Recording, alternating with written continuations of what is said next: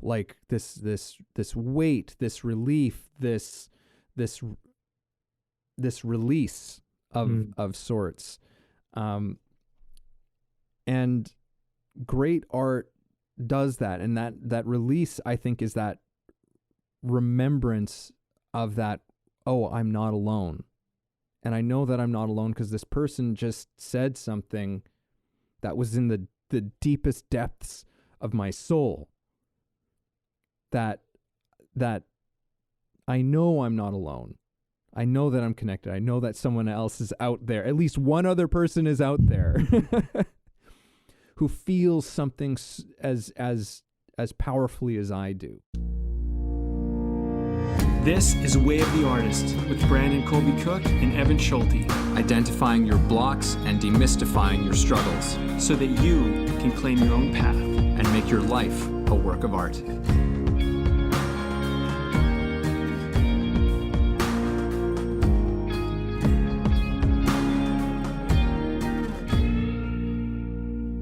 Hey everybody, welcome back to Way of the Artist. Or if this is your first time, then just welcome. No welcome back. Hopefully you're a welcome back in the future.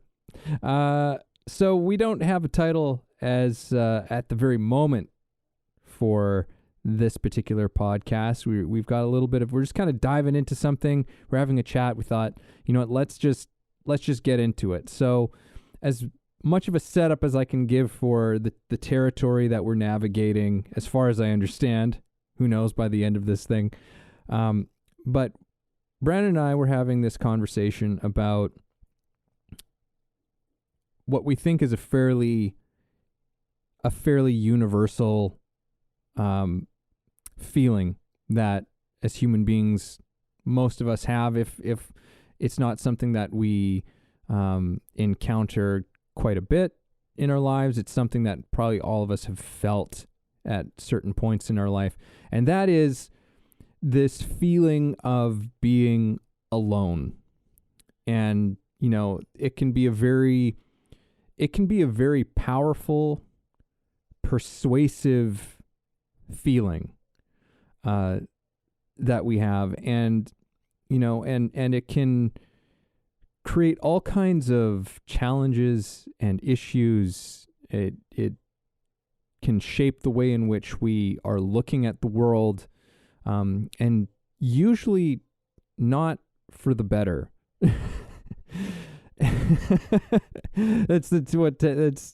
Tends to be the way that one goes. And we're also talking a little bit about how art in some ways is a kind of remedy to that whole thing. So I'm going to leave it there as far as my opening remarks. So, Brandon, what do you have to begin this conversation with? Well, I mean, I think there's a part of our journey as people where it's important to experience aloneness, and I think that can be necessary to some degree in your personal growth and development and your journey. And I do think that there is a certain amount of, it's important for you to be alone because you need to at some point realize that a lot of what you're experiencing and who you think you are and how you think things work, it all comes from within you. And I think being alone helps you to recognize that, like, you're creating a lot of what you think's going on here.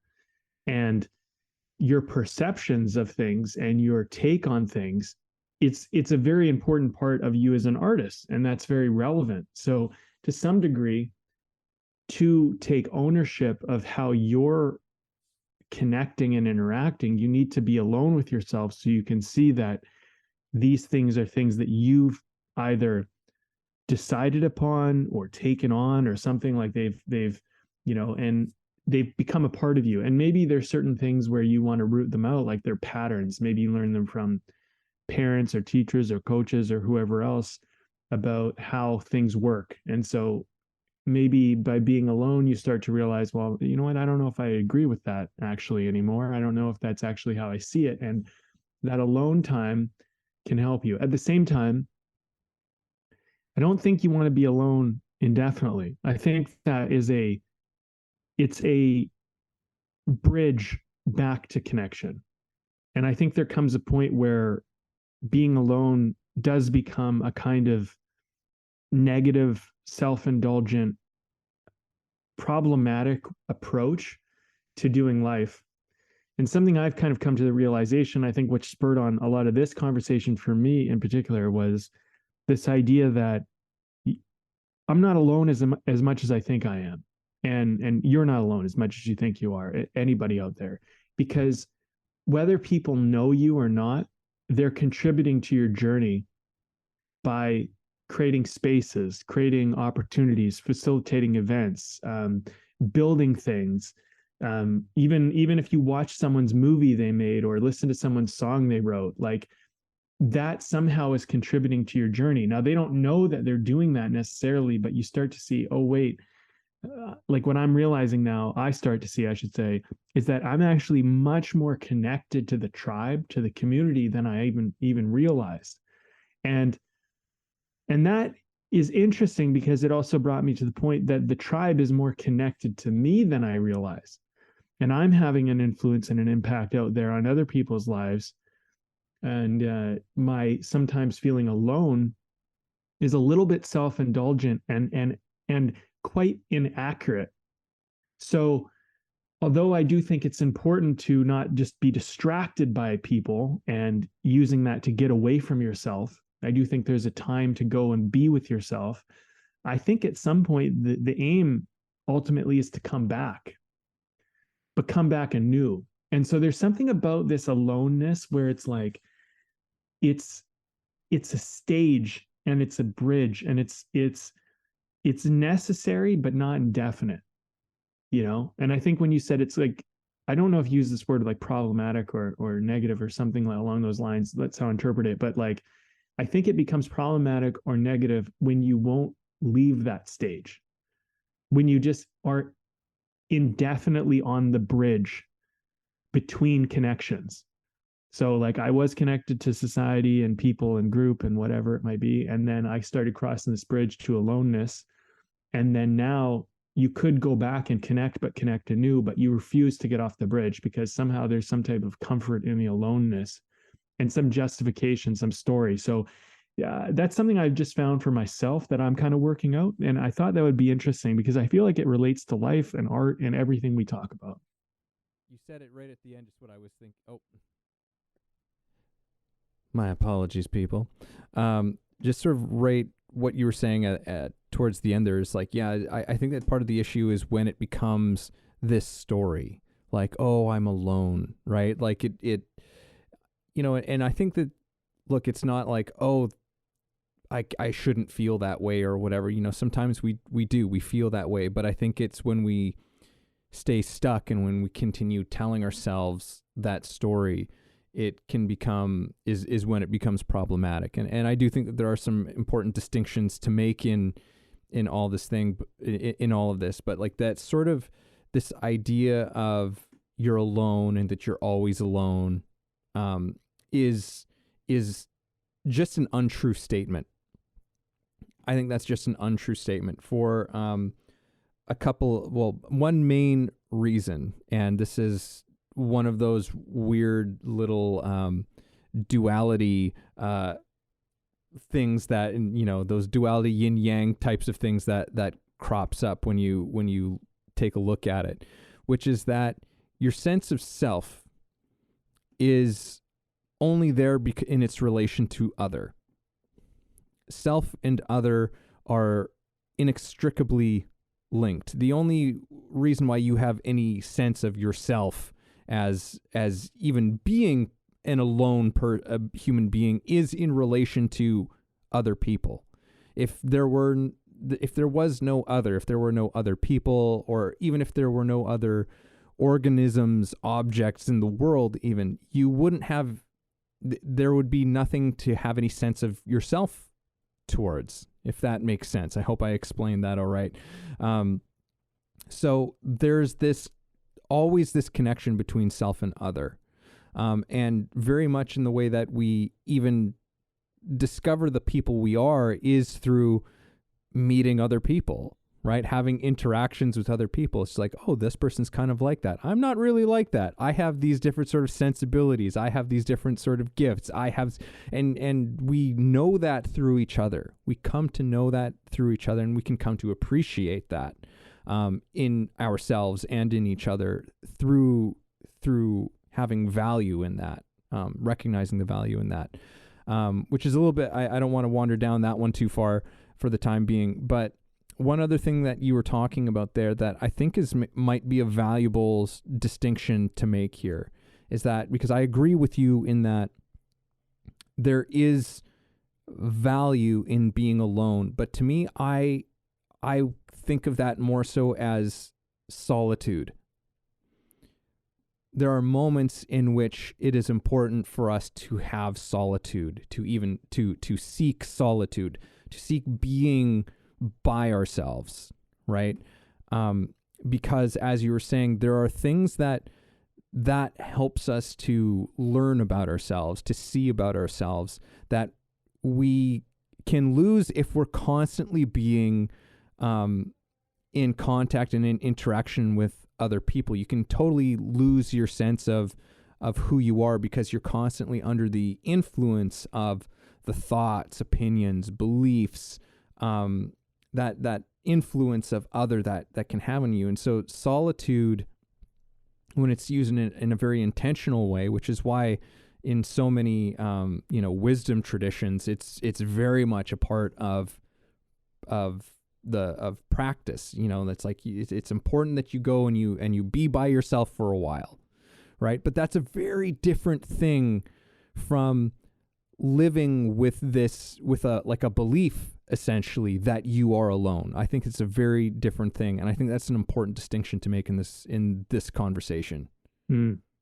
Yeah.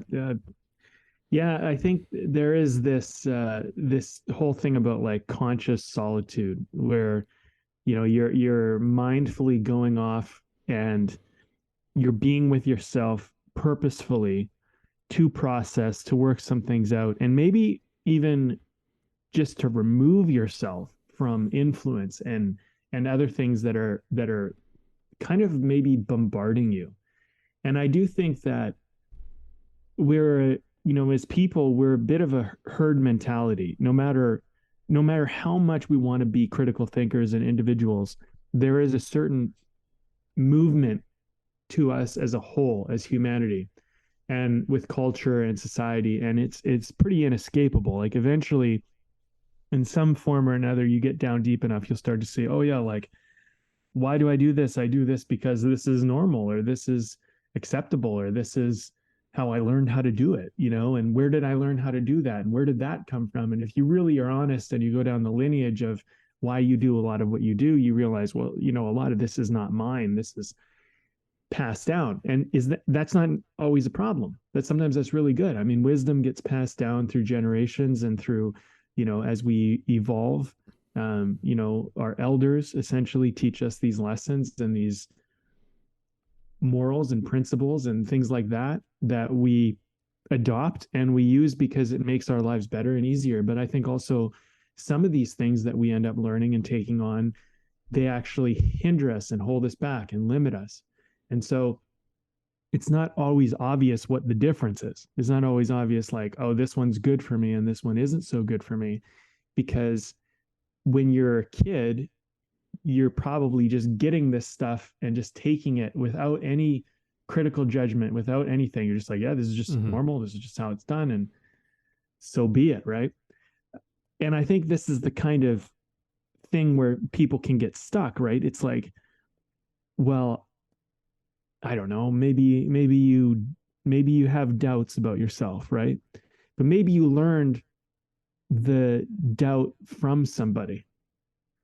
Like maybe that's not your real doubt. Maybe that's doubt that was passed on to you and someone never worked that out for themselves. And then they inadvertently passed it on to you. And now you took it on as your kind of doubt.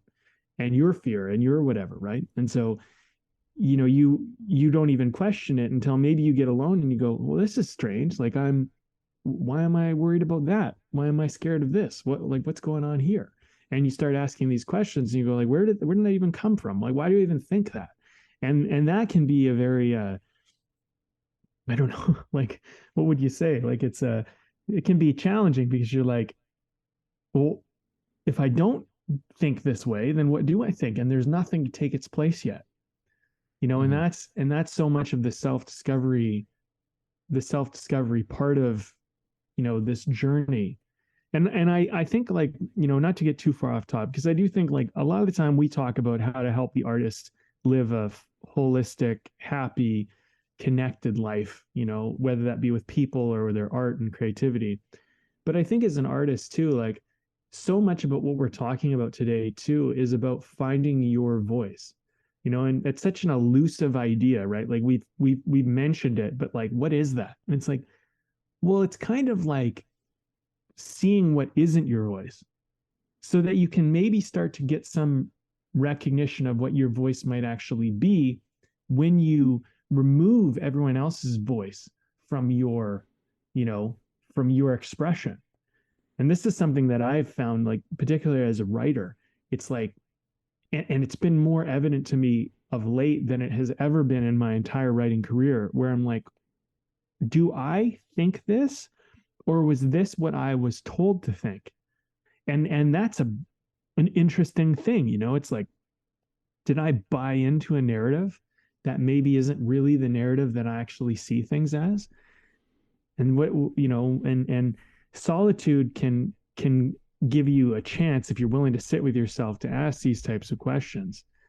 And I think the rest of society can appreciate that when someone does this, because you've gone away and you've come back with, hey guys, you know what? I know we all kind of see it this way, but what if it's this way? And everyone's like, oh, what a profound, interesting take on that. And it's like, yeah, because you just removed the inertia of what everyone else was thinking for a moment for yourself and came to some clarity, and then came back to everyone and shared it. And that can become the zeitgeist of tomorrow. People are all of a sudden like, oh yeah, no, now we see it this way. Because someone makes a movie or writes a song or does something where it's like, or makes a painting or whatever they do. And all of a sudden everyone's like, oh no, now we see this, right? Yeah, totally. And that sort of zeitgeist is almost like it's like this feedback loop, right? And in many ways, like the artist, and the artist does, like, requires that sort of solitude. Like, I've always thought of the artist as someone who's got one foot in and one foot out, because there's the absolute necessity of being connected to what's going on in the world, in culture, and in society, in how and where human beings are at, and being a part of that, right? And then being able to step outside of the box for a moment and to look at it and see some kind of truth in it for yourself, some sort of real connected, emotional, possibly truth to what's going on, and express it back. And it's like, there's this, and there's these, it's like this feedback where that I think happens in culture and in cultures and society. And there can be that thing of, you come back with some perspective, and you are able to see something or express something, to name something in a way that we haven't heard before. I think that's one of the fascinating things about a great communicator of any kind, right? And communication is definitely an art. But that someone can say a thought to us or express an idea to us that we've never really had before. But the moment that we hear it, we're like, yes. we can identify it and just go, yes, oh my God, somebody said it. Somebody fucking said it. Like this thing that that I've been thinking and feeling. Somebody else was able to express this, and I think that that's the beautiful thing that the artist does is being able to express the thing that is unexpressible, right? Express the thing that we don't necessarily have we don't always have the capacity for ourselves to do. And this I guess is kind of the perfect segue into that whole idea that art is in so many ways the remedy to that aloneness, because that moment of recognition of when somebody finally says something, or whatever the medium that's done through, and it hits on something so profoundly true for us, right? Like the thing that I think part of the thing that feels so great about that, because it does, like when we have those moments, it's like it feels so incredible, right? Like there's a catharsis that we have, which I think who was it Aristotle? I think it was Aristotle who said that the aim of all art is catharsis, right? It's for both the artist and for the audience is this feeling of just like, whew, like this weight, this relief, this release of sorts. And great art does that. And that release, I think, is that remembrance of that, oh, I'm not alone. And I know that I'm not alone because this person just said something that was in the deepest depths of my soul. That I know I'm not alone.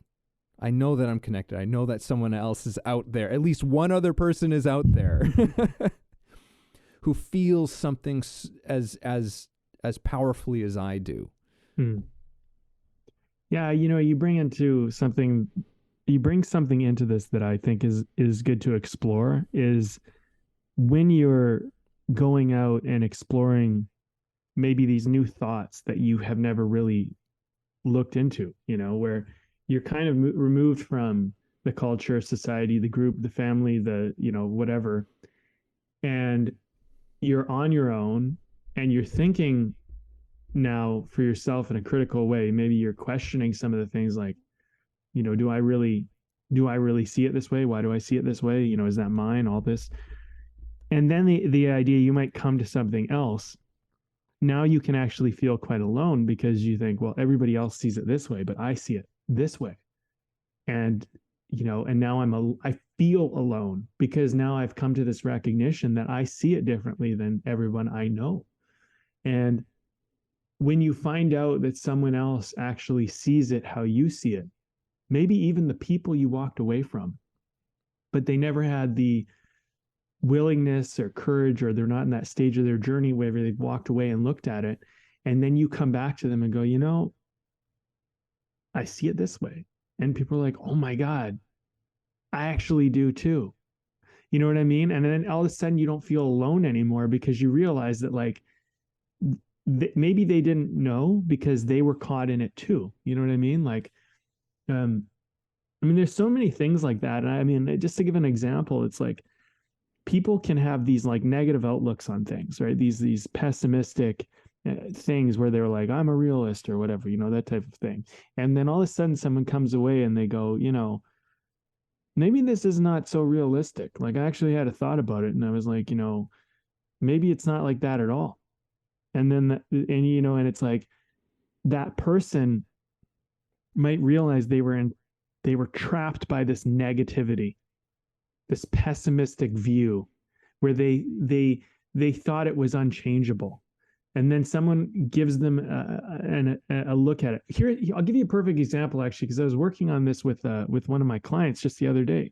And this was a really great insight she had where, one of the models that I have, and I try to work from, because I went through a depression. I've shared this many times, but I went through a depression. And what I realized as I went through this valley was that you can victimize yourself. You can become a victim, and your whole life becomes just kind of hell. And you're just always, everything's just against you, and you're, and it's just so hard and blah, blah, blah. The story goes on and on. And so something I realized is like, okay, well, I'm not going to be in depression for the rest of my life. There's no way. Like, I'm not chemically depressed. This is a story depression. I recognize that. And I mean, if there's a chance to get out of this hell of being depressed, there's no way I'm sitting in here and going to be there. And so I said, okay, well, you cannot be a victim anymore. You cannot be like whiny and complainy about your life anymore. You have to be the champion of your life. This is the middle of your story. It is not the end of your story. So how does the hero rise up? And what are you going to do to transcend this shit so you can become whoever it is that you really want to be in your heart? And that was my journey. And so a lot of my clients that I work with today, they really embrace that idea in their own lives, whether they're depressed or not. They just go, yeah, that's a good outlook. I hear that. You know what I mean? I hear that. And so one of my clients, and this is the story, my point, she's like, yeah, and I don't play the victim. And she's like, I don't want to be the victim. And then she was sharing in the group that she's like, but I have these moments where I feel like crying, but I have to suck it up. Like, she's like, I have to put it aside because I have this thing to do. And I was like, I helped her see, we were looking at it, and I pointed out, like, you're a victim, you're being a victim to control because you're not allowed to feel. And you're making feeling wrong and bad. And there's a time and a place for you to do your job. Like this, there's no place for feeling. You need to do your job, and your feelings need to come second. There is a time for that. But there's also a time where we're alone. And this is exactly what we're talking about right now, funny enough, where you need to have catharsis. And this is exactly what I said to her. You need to have catharsis, and that you're a human being, and human beings get sad and they get angry. And sometimes it's not even a story. It's just a body feeling that needs to be processed. And if you keep stuffing it and keep judging it and keep saying, like, if I cry, I'm a victim, you're actually a victim to the control, not a victim to the crying. Because the crying is freedom. The control is the trap. And you're being so strong to do your job and be, here, but you're not always on the job. Sometimes you have to be a human with yourself, and you have to let yourself feel and it actually takes a strong person to let themselves cry. I would say that when I was depressed, it was because I wasn't letting myself process these deep emotions. That's the thing, that when you're caught in depression, it's the last thing you want to do. I don't want to embrace this sadness because what if I feel it and I can never get out of it? That's a scary idea. But it's actually the catharsis of those feelings that help them go away. To cry it out, because you won't cry forever. It's the refusing to cry when you deeply want to. That's where you become almost a victim to, I can't cry because crying's bad. It's victimhood. It's whatever. Crying isn't victimhood. Crying, sadness, all of that is human. It's the refusal to be vulnerable with yourself, the refusal to let yourself process. That's actually victimhood.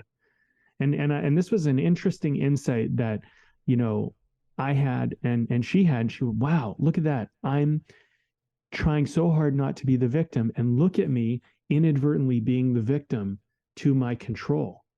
You know what I mean? I don't know if I'm explaining this properly, but it was a really good insight for us as a group, because one of the things I really try to help people with is for them to get access into their writing and their acting and their filmmaking is to use their real, true emotional languages, right? Their true truth, their authenticity.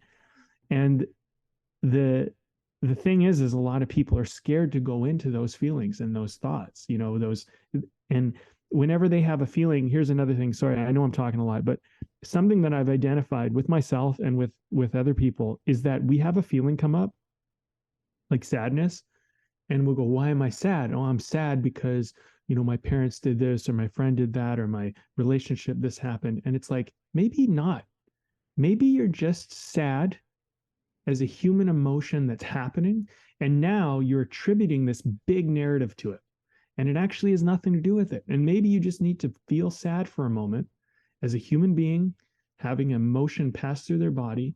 And there doesn't need to be this big narrative story, because it's really, the narrative story is as great a tool as that is. It can get you into the past, and it can get you into the future, and it can get you out of the moment. But it's actually much more courageous and honest to just be in the moment and be like, I feel sad. Maybe for no reason other than I'm just a human being feeling the emotion of sadness. And that's okay. And then you accept it, you feel it, and then it goes away, and there's no big dramatic story. Oh, woe is me, life is so hard. And it's just an emotion. It's not a bad thing. It's like, okay, felt sad. That's life. Yeah. I mean, I think that, there can sometimes be a kind of utility and a helpfulness to being able to understand what's possibly behind something. But I think that there are those moments where it's the way that I've expressed this in the past is that it's like, why am I sad? I don't know, probably a million fucking things. Yeah. Like there's a lot of stuff that we take in, and I think it can just pile up sometimes, right? There can just be these pile ups, and it's just, no, okay. I'm just feeling sad. I'm just feeling blue today. I'm just like, this is, and that's all right. You give it its place, and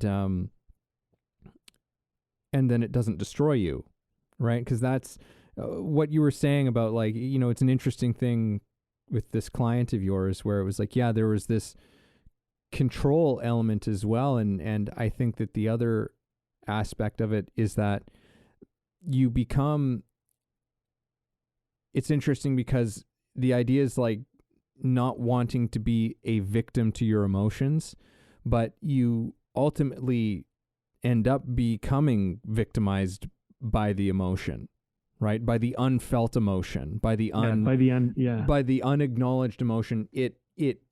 Because it, for lack of a better term, it will continue to assault you from the inside, right? Like it will continue to just wreak havoc and attack you in all of these different ways. It'll start burning down the buildings inside of you until it has its place, right? And all because we were trying to just control and not be victim to it, right? But I think that's one of the interesting things about emotions is that when they are fully felt, they don't last very long. Right? Yeah, they pass. They pass. They pass very, very quickly. Usually, they usually pass very, very quickly. But yeah, it is. It's this interesting. Control is such an interesting subject on its own. And the need to control, the desire to control, and so many of those, our ideas of what that looks like are just so broken, right? Yeah. And definitely there are moments in which you need to be somewhat in control, right? But like I'm just thinking about like the sort of like the birth of my son. Like it was a very dramatic situation. It was 6 weeks early, emergency airlifted, emergency C-section. It was all just so crazy, and it was such a scary experience when it was happening. And it was not that I was not aware of how scared I was, or how scared, how anxious, nervous I was, during those hours that everything was happening.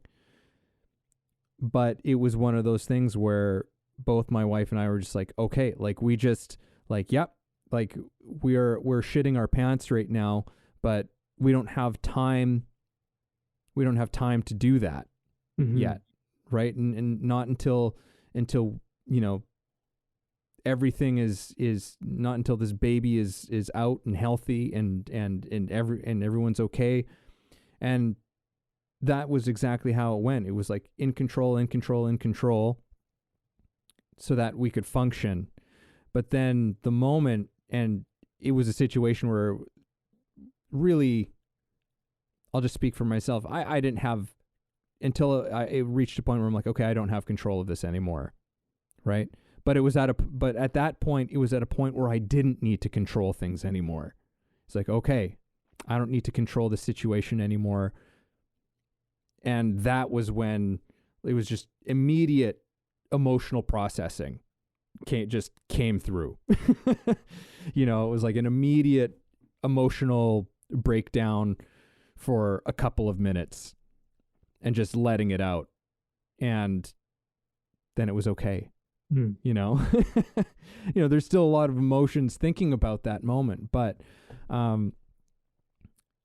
it's just the whole thing of like the control can certainly extend far beyond its necessity, I suppose.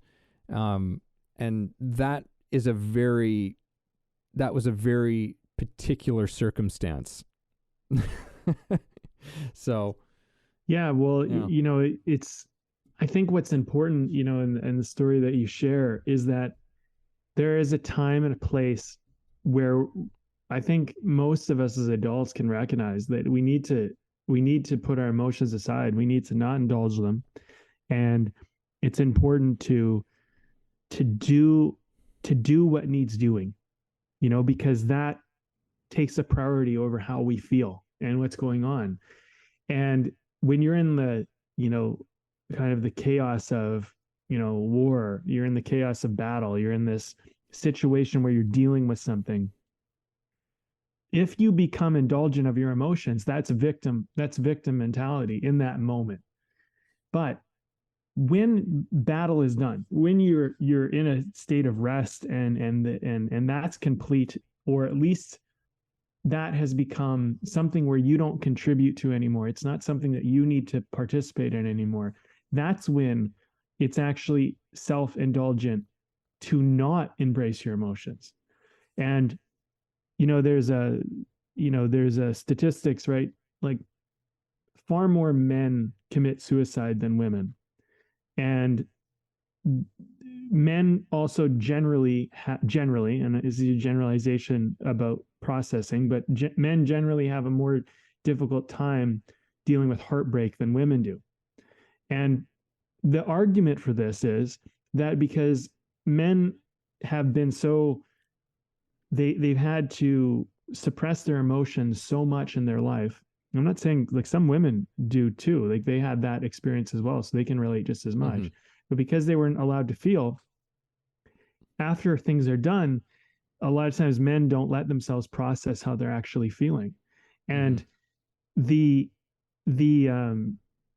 decision to just end yourself, to just destroy your life, has a lot to do with they're bottling up all these painful emotions and they're not dealing with them, and they're trying to put on this strong face. And it's difficult because they don't first of all, they don't have much experience with these emotions, and then they're not letting themselves feel them. And I'm telling you from personal experience, processing your emotions can save your life. And I'm very serious about that, because I feel like that's a very, I mean that very sincerely, put it that way. Like it's very much the truth. Like you need to, at some point, let yourself feel the hurt, and I know that's scary, because that feels like that's going into the mouth of the beast. That feels like that's what's going to kill you.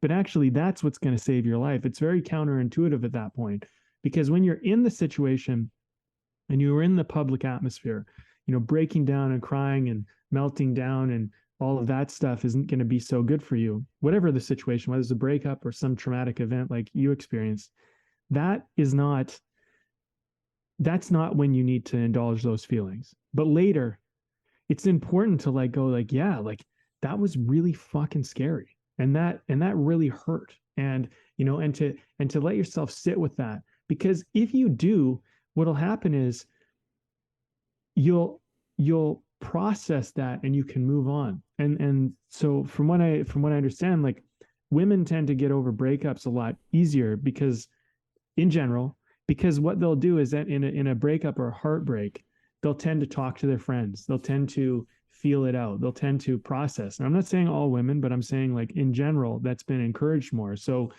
and men can get upset about this because they can be like, oh man, she's over me already, or she's over it already. Like, so she obviously didn't care.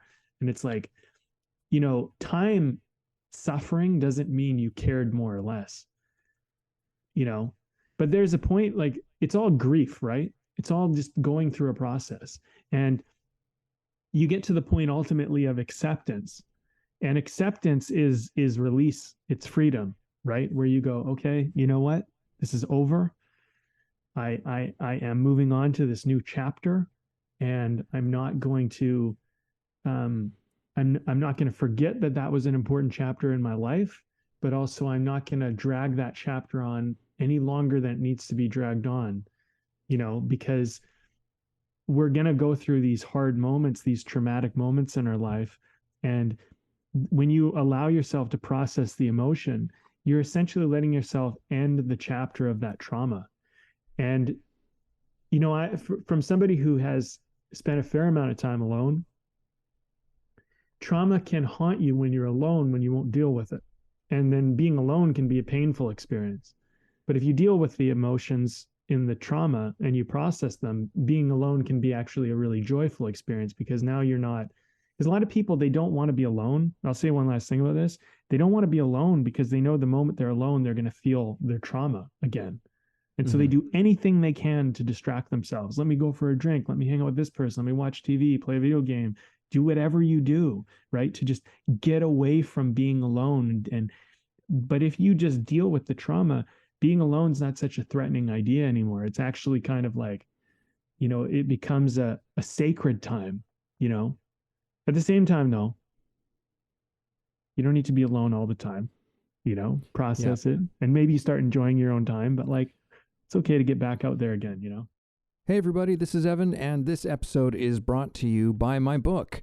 Yes, I recently released a book called The Actor's Awakening, Connecting Spirituality to Craft. Expand yourself as an actor and your craft through a spiritual perspective. Take a journey that will explore universal philosophies and insights to help you understand human nature in a profound way, and develop practices to take your work to another level. Again, that's The Actor's Awakening, Connecting Spirituality to Craft, available on Kindle and paperback on Amazon. And as always, if you like the show, please subscribe. And sometimes, and very often, it's useful to have somebody to process with. I suppose it's the intention of what you're doing with the other person, right? Like, is it just, are you actually spending the time to, like, maybe talk something out, say some things that you need to get off of your chest, or are you just, drowning the sorrows, so to speak, right? You bring up something that I think is really interesting, because we've sort of veered down into this territory of emotions, and you brought up grief, right? Which, if I think so many emotions actually boil down to that. There's so many mental health conditions that we have, emotional health conditions can come down to a grief of sorts. And that relationship to that sort of I'm alone feeling, it's usually in our times of grief, whatever form that's taking on, that we tend to feel the most alone. And I think that there's a very good reason for that. Like, when we are in a time of very intense grief, that's a very particular thing that's going on for us. And that's not something that most people are necessarily going through intensely all the time. And they are these sort of moments in our lives when we have these experiences. And it's fairly rare that there's other people in your life as well who are necessarily going through that same kind of thing, which is, why you have groups, right? Why there are groups for people who are going through different kinds of grief, because of how useful it can be to share in that with somebody else, right? It's just because it's literally there to remind you that you're connected. There are other people going through what you're going through right now. You're not alone in what's happening to you. And through that you can have you can find some comfort, and you can find some lessons, you can find some growth as a human being in those moments. Grief and growth oftentimes come together when you are working with it. And I think that's one of those, this is one of those interesting things about this aloneness thing, is that, there are certain things in our journeys as human beings, is that, there are certain things in which we are, to a certain extent, nobody can go through these things for us, right? We are the ones who ultimately have to go through it. We are ultimately the ones who have to resolve and come to terms with the people that we are, the feelings that we have. Like, nobody can do that for us. And I think that is in many ways why that aloneness thing can come up, because no one can do that for us, right? But that doesn't mean that people still can't help us along the way, right? I remember a long time ago, I wrote this thing down. I think when I was going through a challenging period of time, and one of my favorite and most challenging philosophers who I listen to is Jiddu Krishnamurti, and he somewhat discomfortingly has said, he's like, no one can help you, right? And to that regard, speaking to, it's just like, look, like there's you are ultimately the person who has to, as I was just saying, like, you're ultimately the person who has to look at these things and come to peace with these things, because nobody can do it for you. And I thought, like, oh, and at first it's just like, oh my God, that's really shocking. That's really disturbing to a certain degree. But I remember this thought coming to me, and I wrote it down. It was just like, there's nobody that can help you, and it's good to have some help with that. Right? Like, it's just like, it's good to have some connection as well. That it's just like, okay, like, I'm going through this, but while I'm going through this, I have somebody who's just who can just be there with me, who can just sit with me, and they're not going through what I'm going through, but they care about what I'm going through, and they can sit with me, or they'll just listen to me just spill my guts out about something, or they can give me a hug. They can do something, right? They can support. We can find support from people, but very often the answers we have to find for ourselves. Mm-hmm. I think really that's part of this whole thing with, like, why we feel alone, because I think that there's an aspect of us that knows that ultimately we're the ones that have to get ourselves out of this situation, right? What's that old saying? Galileo, we cannot teach people anything. We can only help them discover it within themselves, right? Like, it's very much that kind of thing. The most important things that we learn in our lives are the things that we can only come to for ourselves. Even if somebody already knows, if we know somebody who already knows this lesson, it's like you can't force somebody to learn something. You can't force somebody to know something, with full realization, in their being. It's you can very often only just facilitate, support, but you can't force big lessons typically in people's life journeys. Yeah, I think it's one of those things. It's like we often do want the easy path with certain things, and we want help, or we want, we don't want to do the heavy lifting of whatever that might be. And thinking that you can skip steps, I think we all do this in our own way, right? And it's like, oh, maybe I can get away without having to do that, like, you know, maybe there's some trick. And it's like, well, look, you're having the human experience, and the human experience comes with some things.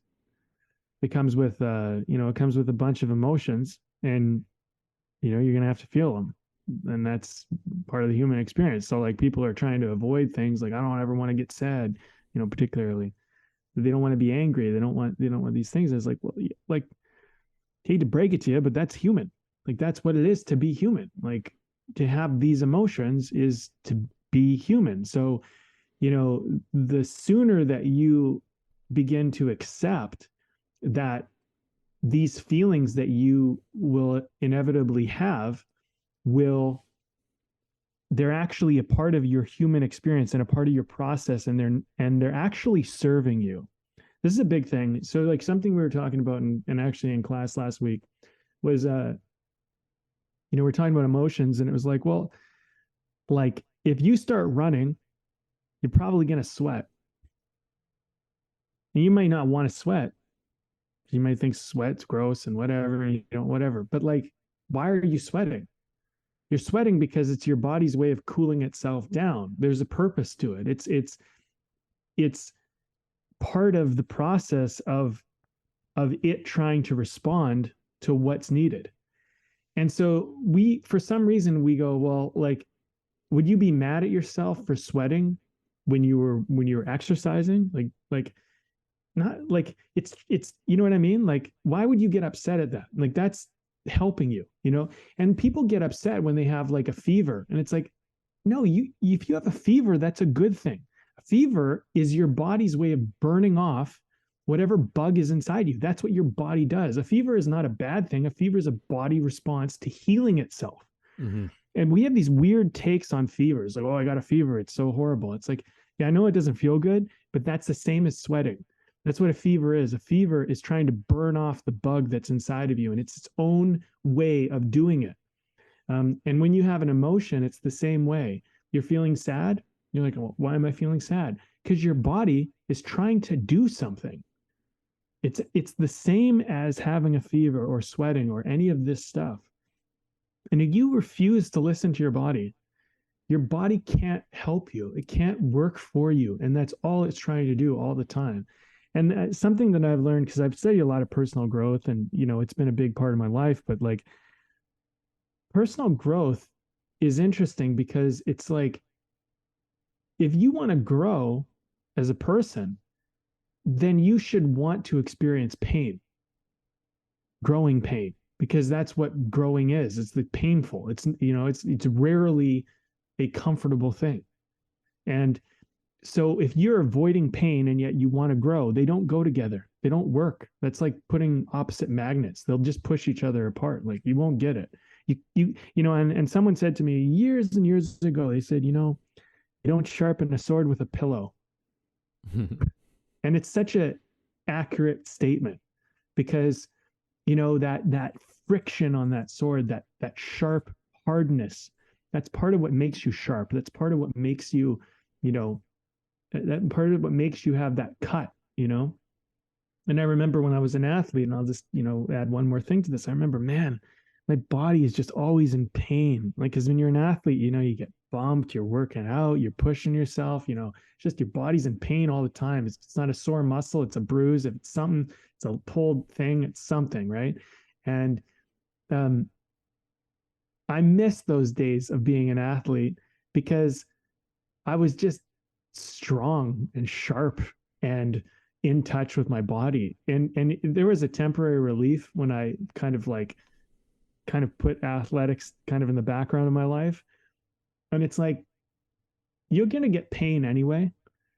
Like you're going to get pain from just body sore, from inactivity, from atrophy, from not doing anything. So, you're going to get pain one way or another. why not choose the pain that's building you? Why not choose the pain that's, helping you move forward in whatever it is that you want to do, right? And so, it's like, well, I don't want to be alone. That can be painful. It's like, yeah, but like that's going to grow you spiritually as a human being. That's going to grow you emotionally. That's going to grow you in so many ways. So you should want to be alone. You should actually actively carve out time to be alone. As painful and as dreadful as that might be for some people, you really should look for some time to just be like, I'm just going to be with me. And that means without distraction. Like, it's okay. Like it actually is a good middle ground to maybe be like, do some alone time, watch some TV or, or playing a video game or whatever that activity is you do. But like, it can be really good to just be alone with you.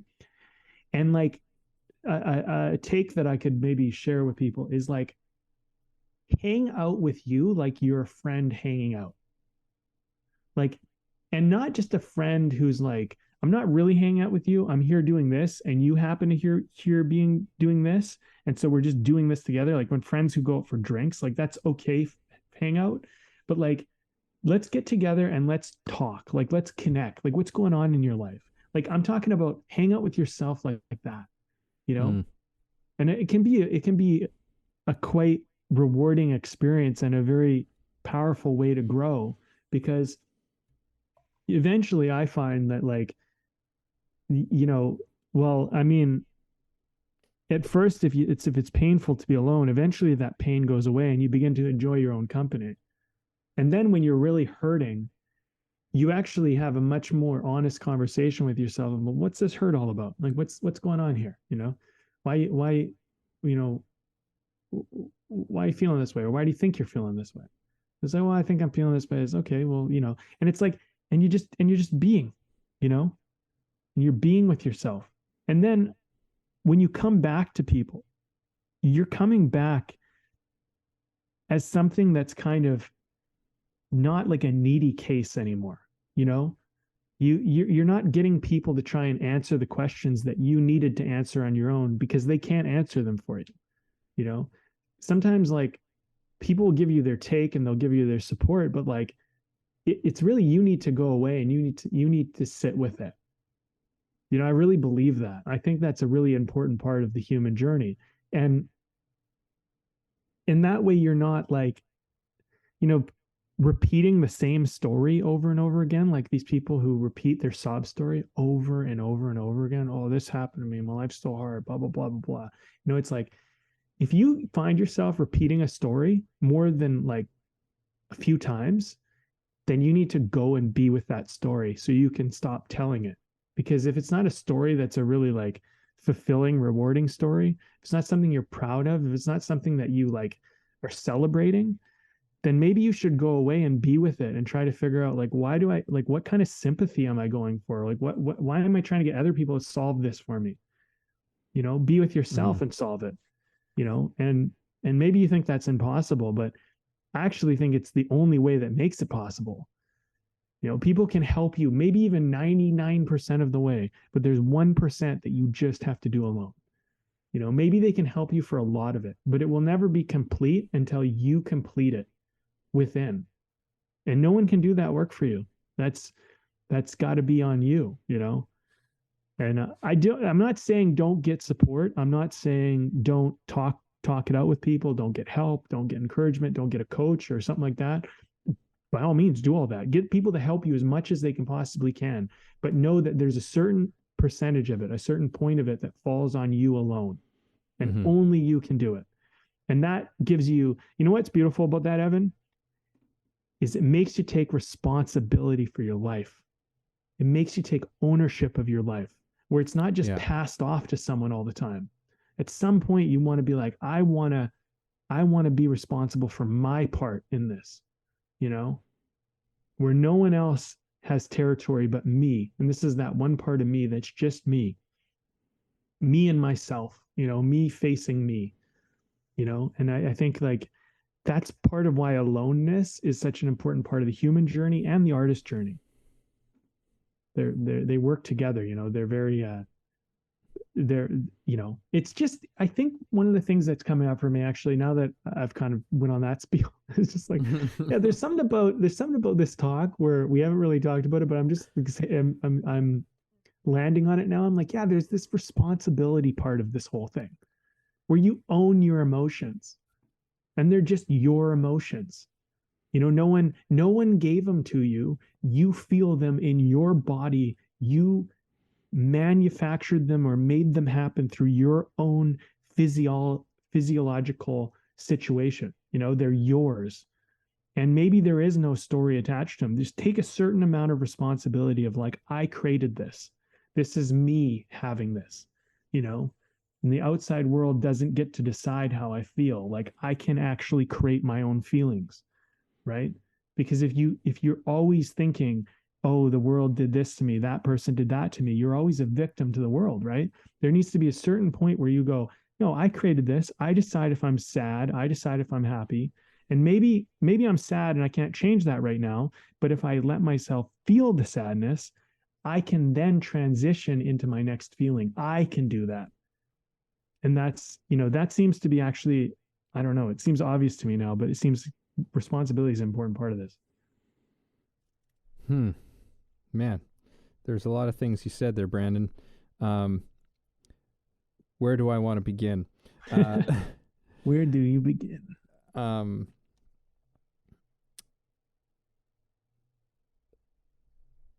So first, one thing I want to say was like a great sort of reminder, and I think is something that I know I'm not the best at, and most people I don't think are very great at it. But the thing that you brought up of talking to yourself like you're a friend, or being with yourself like as a friend, like there's that whole saying, or there's that sentiment that often gets shared about our self-talk, right? Where it's just like, would you talk to a friend that way?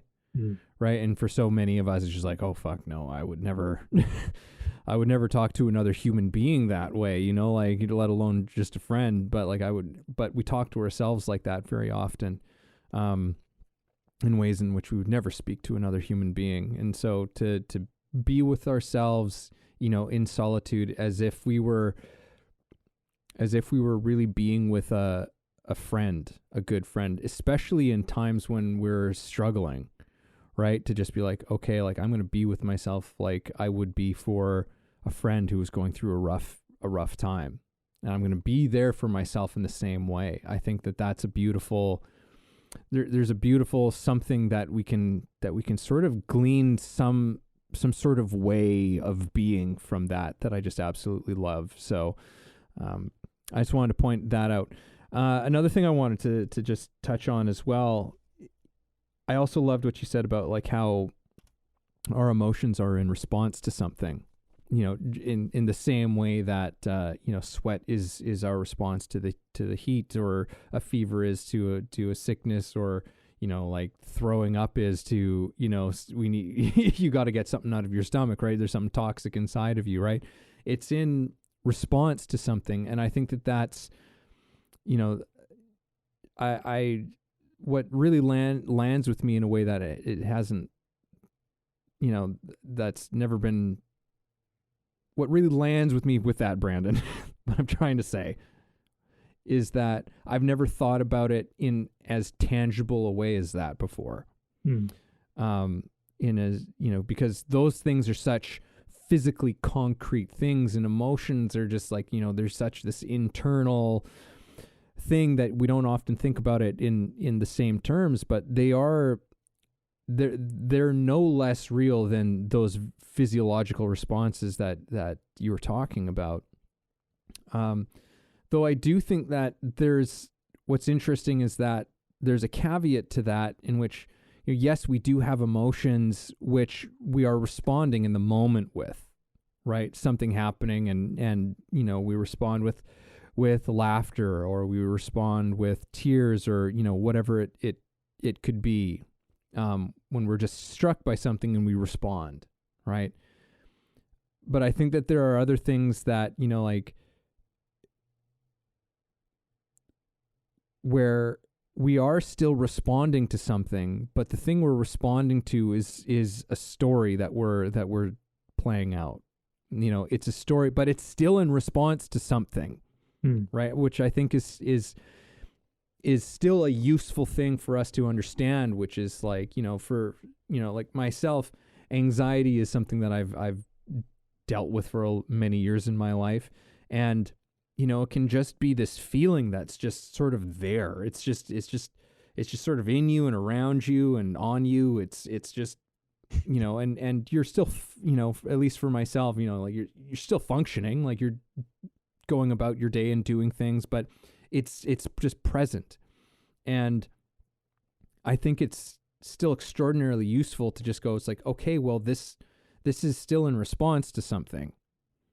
Like it's not just it's not just from nowhere. It's in response to something that's going on within you. Some story that I'm telling myself, some thought that I'm playing over and over and over again.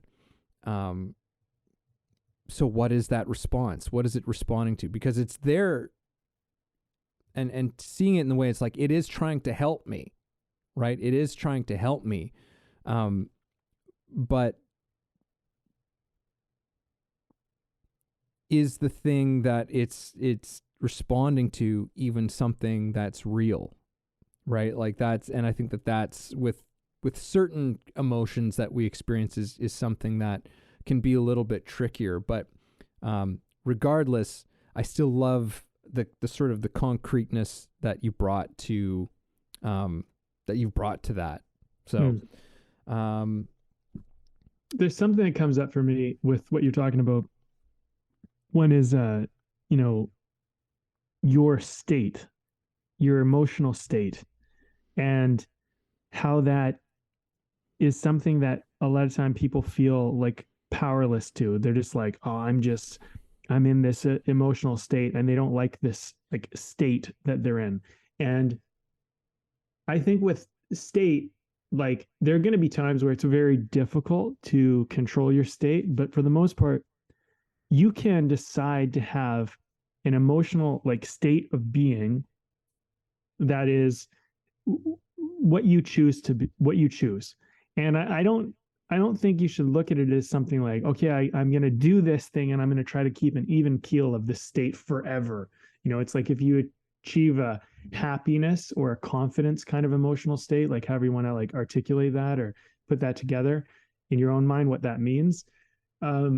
That can feel so good. You're like, I never want to not be in this state. I want to feel like this all the time. And understand that having state control doesn't mean that you maintain something forever. It means that you can activate it when you need to. And the more you do it, the more practiced you become at it, the better you'll get at it. And you know, something that I was bullied in high school, and I had a tough time in high school. I hated it. I couldn't wait to get out of high school. But when I got to college, I'm like, hey, well, this is a fresh start. Nobody really knows me. You know, I'm going to reinvent how I want to be. I felt free. I felt like, you know, untethered by anybody's perceptions of me. And so I decided that like I wanted to be in the state of like joy and happiness and confidence, and mostly and this was an evolving thing, but mostly the point where it really kind of took off for me was I was like, I want to have fun. Like I don't want life to be so fucking serious all the time. Like I don't want it to be so hard. And so then I started to go like,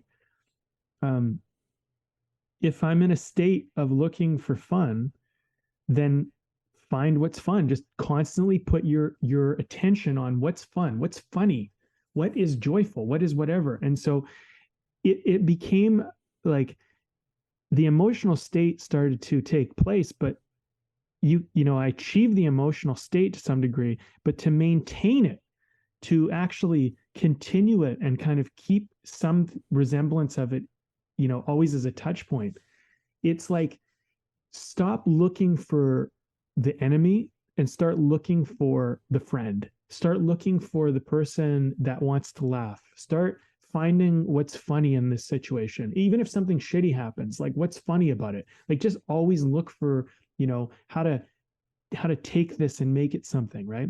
And there's something that came up for me while you were talking, and I think this relates to it all, is something that I've heard people talk about many times as far as like success, motivational speakers, that type of thing. They, you know, Tony Robbins, Zig Ziglar, people like that from the past who are great speakers about this stuff.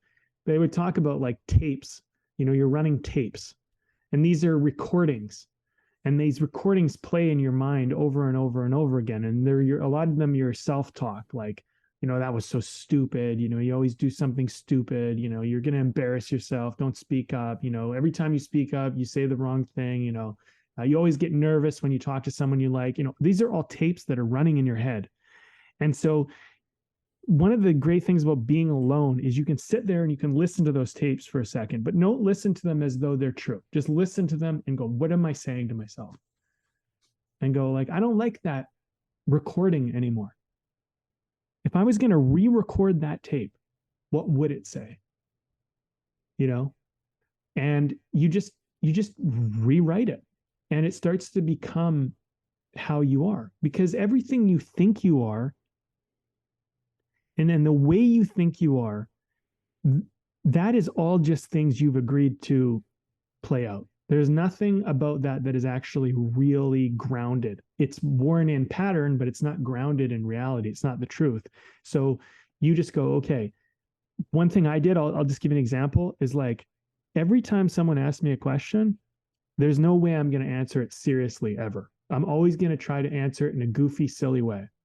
So it's like, how long until you're here? I'm like, oh, I'll be there in a few years, whatever. It's like, what?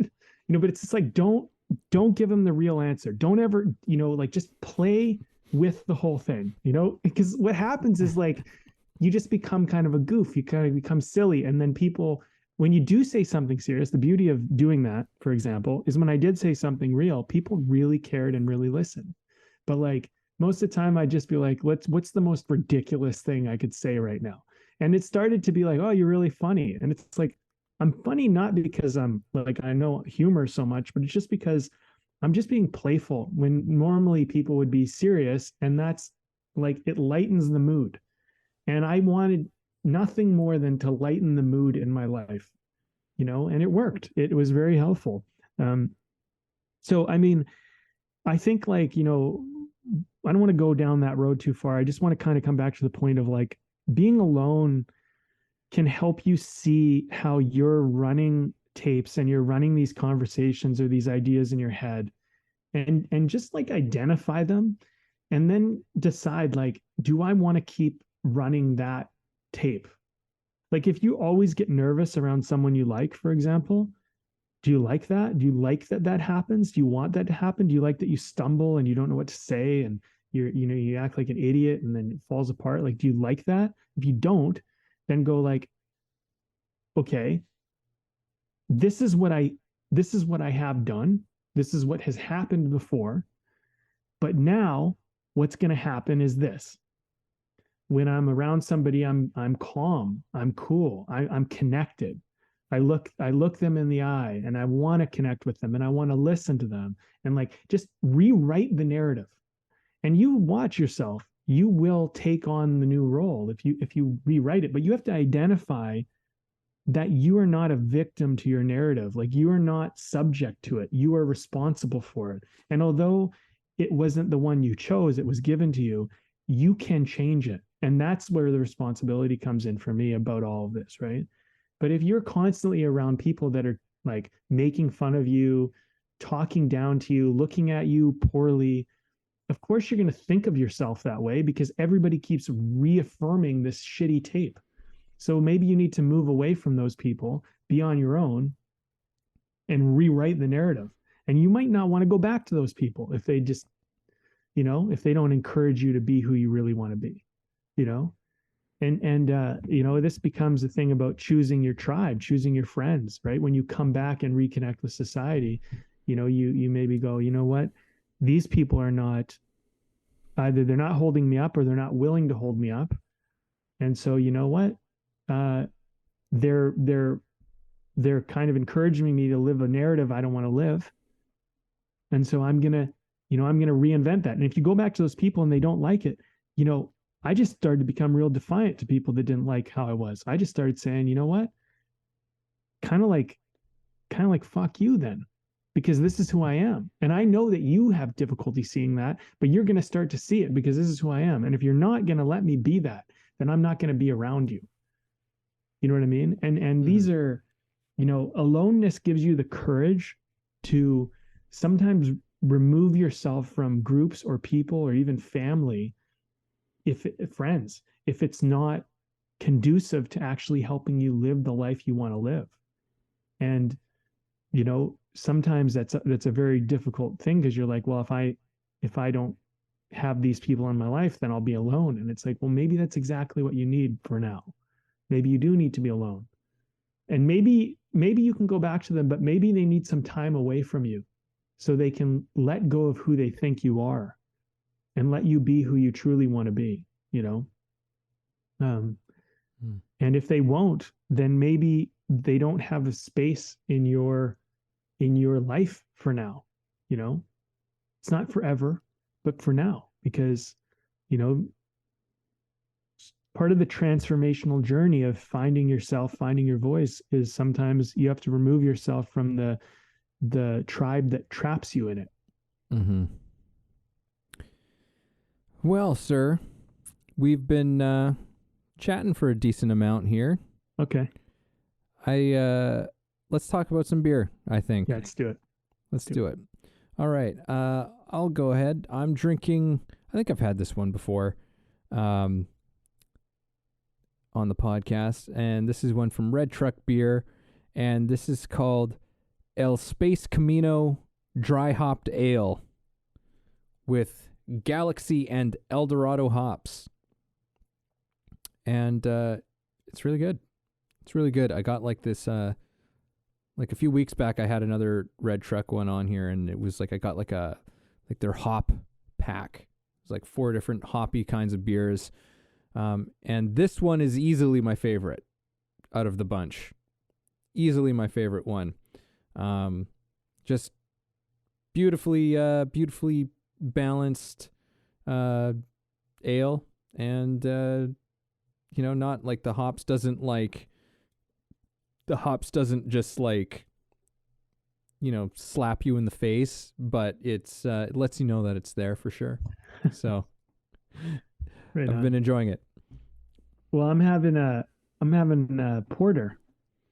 I haven't had a porter in a long time. So I thought, let's try this one. Actually, sorry, it's not a porter, it's a stout. Honestly, I don't really know too much of the difference. Someone say in the comment section what the difference is. I searched that up one time, and it doesn't seem like there's really much of a difference, if any difference at all. Yeah. So anyway, it's real dark. And this one's a hazelnut stout from Strathcona Brewery, which I love their brewery. Every beer I always have from them, I always like it. I don't think I've had a single beer from them I haven't enjoyed yet. And I've had quite a few of theirs. This one's called Rocher, I think. Hazelnut stout. I love hazelnut, and it's winter, and a stout or a porter can be nice sometimes. So I was like, let's go a little different. I always go for like these like hazy IPAs and stuff like that. And and I like hazelnut. So it's tasty, it's smooth, it's a nice dark beer. It's a nice treat. I don't do the darker beers too often, but the really dark ones, but it's good. Nice. Yeah, man. Well, look, this was a good little chat, I think. And I think we covered some good territory here that is building upon this ever expanding search that we're trying to figure out, with artistry and life, and encouraging people to explore things that are meaningful, and really learn how to express themselves. And I think also, like, this was a good step towards, this was actually a really good step for me to have this conversation, because I'm reminded of some things that, uh, as I've gone through change in my own life, I've been reminded of a few things that are like, oh yeah, you know what? If you're feeling, something, be with the feeling, and then sit there and listen to those tapes. And if you want to change them, change those tapes. And and it's okay if it doesn't happen like day one, but like just start to rewrite the narrative again, and um I think when you do a lot of growth, like I have in these, particularly this year, I think I've changed and grown tremendously, and in a lot of good ways. But with that has come also some things into the fold, which have maybe been a little bit like, I don't know. It's like, it's the grief, right? It's kind of the detachment from the old self, the death of that ego into this new version of me, or maybe it's even a layer down on the onion to something a little more true. But it's also like, okay, um, you know, one of the struggles I've had is I've uh, I've had a few events with people that have been somewhat, I would say, maybe a bit negative, where I've had some hurtful experiences with some people. And I think the tendency when you get hurt is, at least I know this for me, is like I can start to, people are shitty, you got to be careful, you got to whatever. And so something I've been trying to work out a little bit is like, some people are shitty. Some people you really got to be careful with. But some people are amazing. Some people are really supportive and awesome and encouraging. And you know what? I think like what I'm walking away from in this conversation is like, I'm going to have that tape. I'm going to relook at that tape a little bit, decipher this a little bit more, where it's like, you know, be selective. Like, look for the qualities in these people that you want to bring in, and look for the qualities that you want to be away from, and be active about bringing in the people that you want to bring in, and removing yourself or those people literally from your life that you don't want to be around. And it's not a thing of like, you're bad, you're good, or whatever. It's more just guide yourself in the territory that you want to be.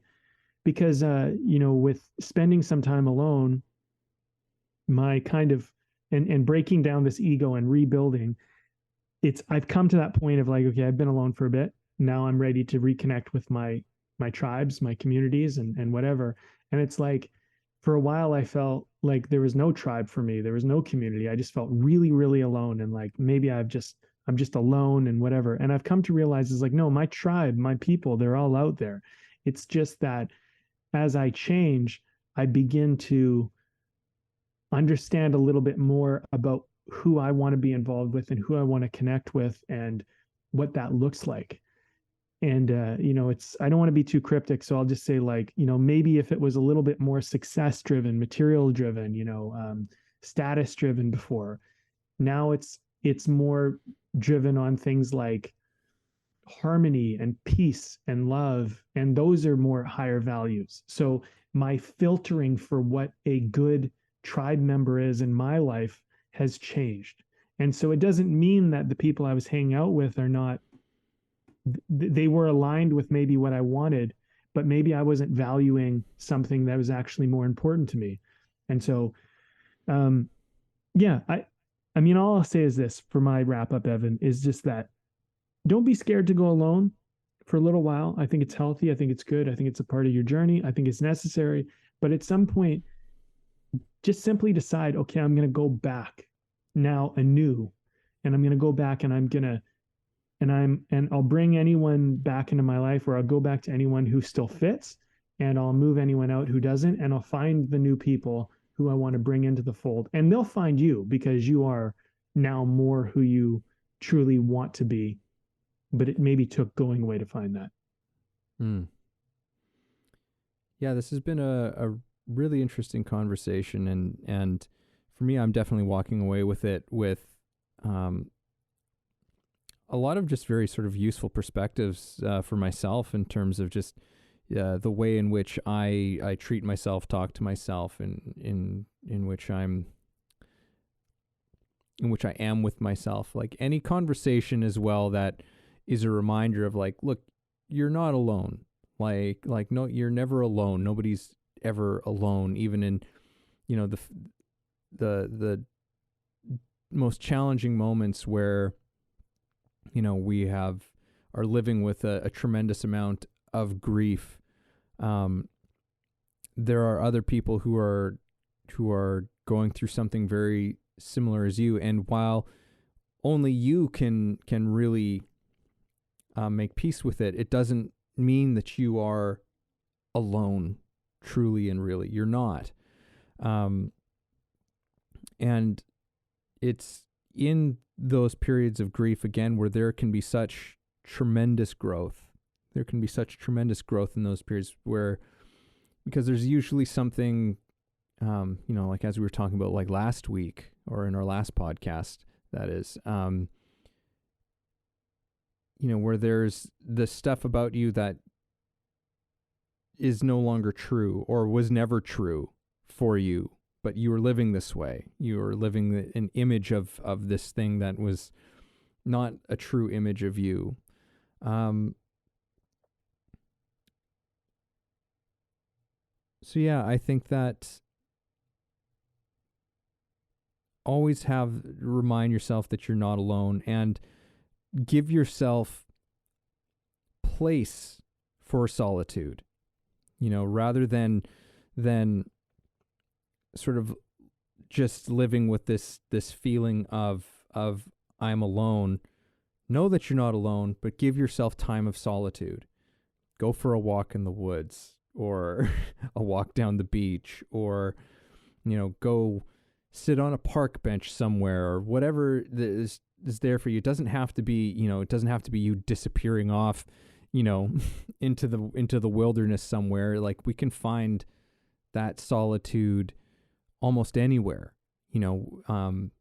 We can create those conditions to have that, so that we can really hear the true, authentic voice that we have, the thing that's trying to speak to us, the true part of ourself, or the emotion that needs to have its place and its space, to be acknowledged and heard. And we can come back into the world with those things that we find, with those things that we learn for ourselves and really learn. You've brought up this thing of 99%. Some people can help you 99% of the way, and that last 1% can be just as big as the 99%, right? And you can come away with that 1%, and you can put that into your art, or you can share that with another person who is going through something similar or something difficult, or you can name it in whatever way you can name it through your experience, and you give us a gift through that way, because you've expressed something real, not something that's just some idea, something real that you lived. And there can be an aloneness in that, I think, sometimes, where the courage to say that thing that you found, because sometimes saying that thing is not always necessarily the most maybe polite thing to do, I suppose, or the most comfortable thing to do, because there's a vulnerability to it. But in having the courage to speak it, I think that more often than not, you at least create the opportunity for someone to have that moment that we were talking about at the beginning, where you go, oh my God, thank you. Thank you for saying that thing. Thank you for expressing the thing that I couldn't express. You can be part of that catharsis by finding that balance between the solitude and how we're never alone.